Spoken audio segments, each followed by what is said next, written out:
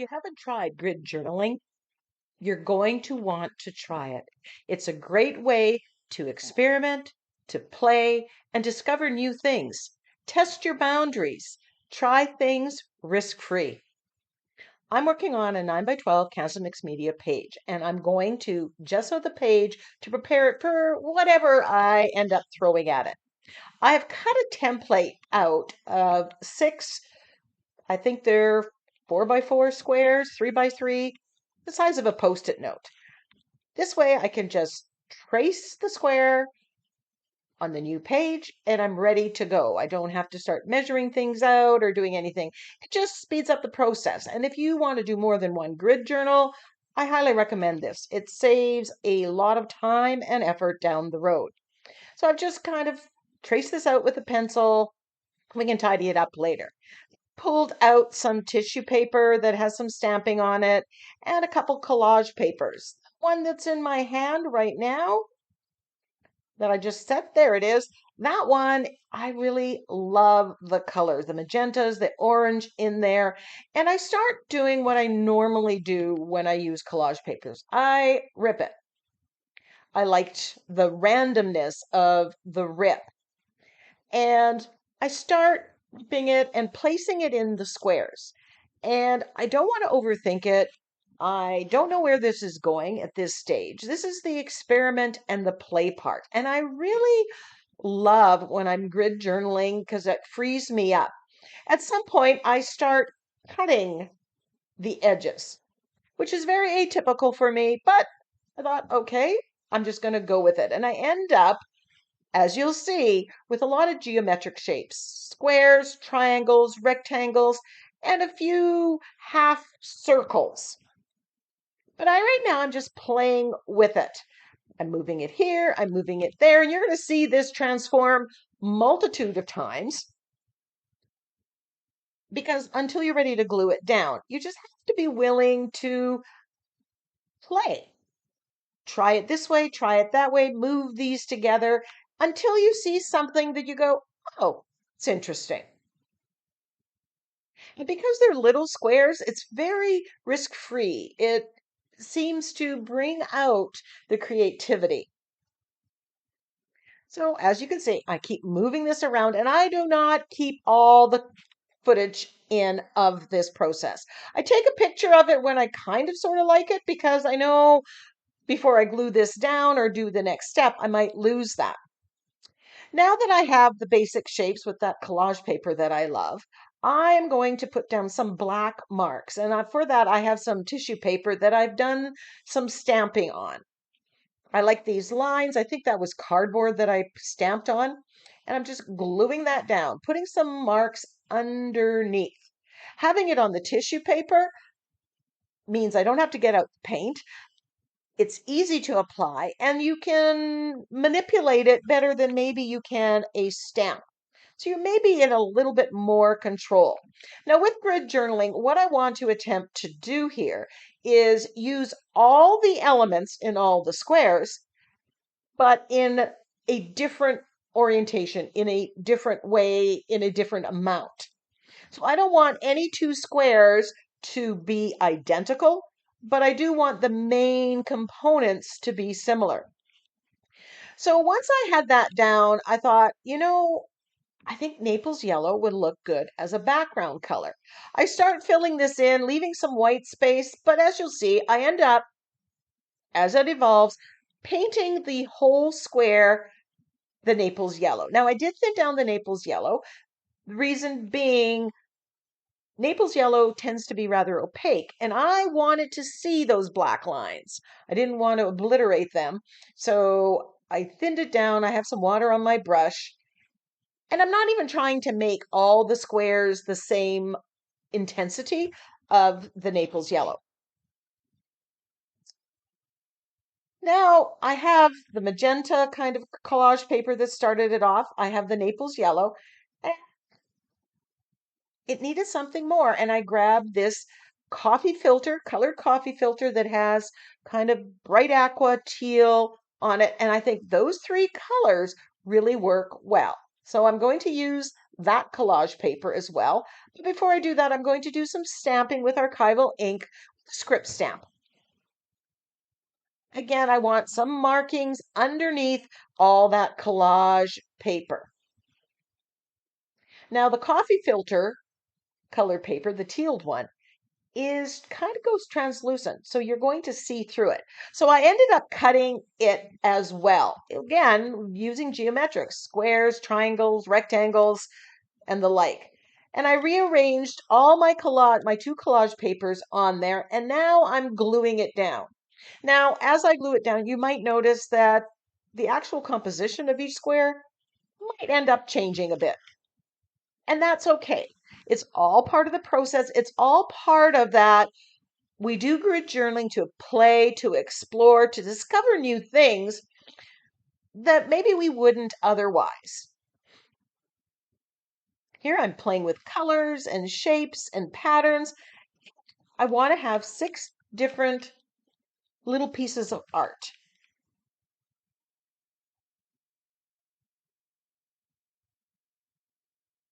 I was totally zenned out at this point. I was thoroughly enjoying the process.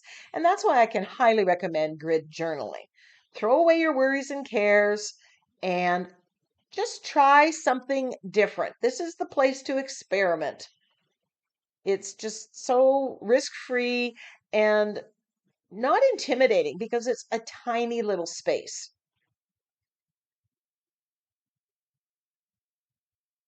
So as you can see, I'm trying different compositions in each square. Then at the end, I do turn it into a typical art journal page, but that's just me. You could just leave it as the plain grids.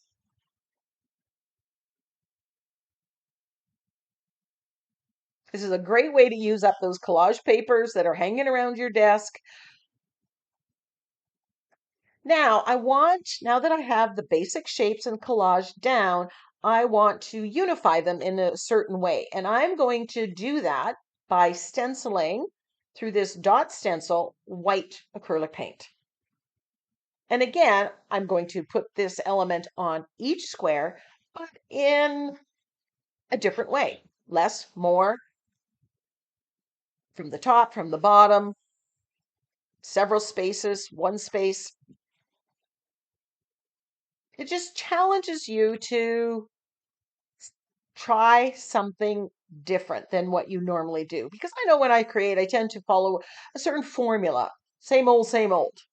And when I do grid journaling, I try to do different in each one. Will I like each square? Maybe, maybe not.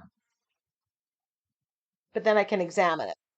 So I thought I was done, but I looked up and I found this is from the top of a scrapbook page or my art journal page. And I thought, oh, we've got some geometrics there. I like the white. I think I'm going to use this as the third collage element. So I have 3 colors, the Naples yellow, the magenta orange, and the teal, bright aqua. And then I have 3 collage papers. So now again, I want to add this element into each of the squares, but in a slightly different way. Different orientation, different amount of it, 2s, 3s, the placement of it. Again, depending on what's underneath it, kind of dictates how I use this element. This adds texture, it adds some pattern, adds white space back into my little mini collages.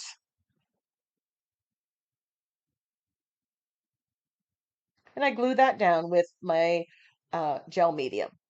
Now I want to frame each of my little mini pieces of art. And I'm just shading around with black acrylic paint and my angle brush in the floating acrylic shading technique that, well, if you've watched my channel before, you know I do this all the time. This adds a little bit of black element, makes it stand out from the background. And I'm going to do 4 sides of this eventually, letting the one side dry in between.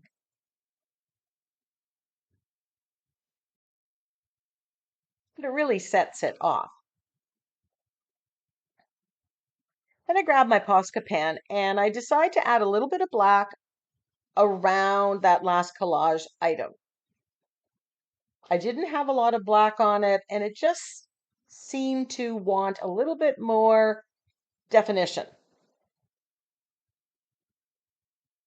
I got some on top there, but because I glued it down with matte medium, I was able to use a baby wipe, get rid of it, clean it up.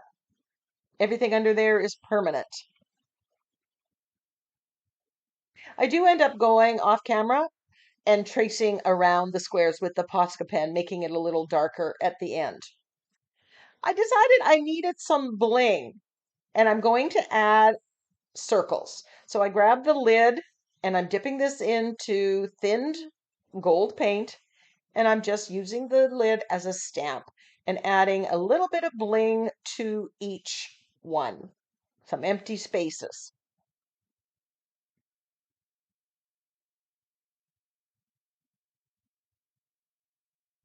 The circles, remember I did the dot stamp or dot stenciling earlier on. So again, I've stuck with the same basic shapes using different elements and different ways of doing it. And that's what makes it all cohesive.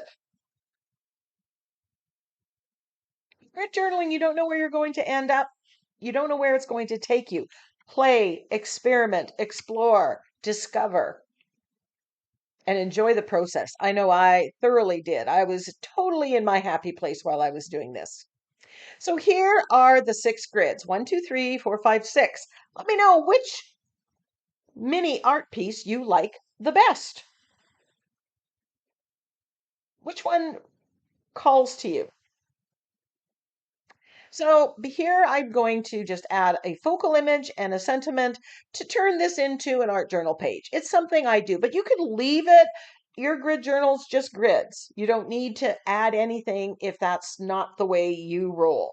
I decide I have this little dragonfly. He's been sitting on my desk for a while. I've been trying to use him.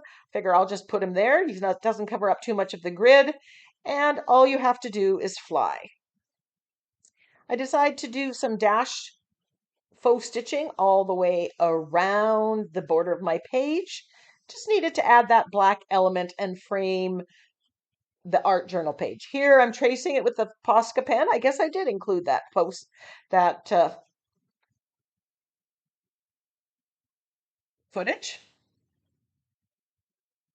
I just darkened it up a little bit and just made it a little bit more forward.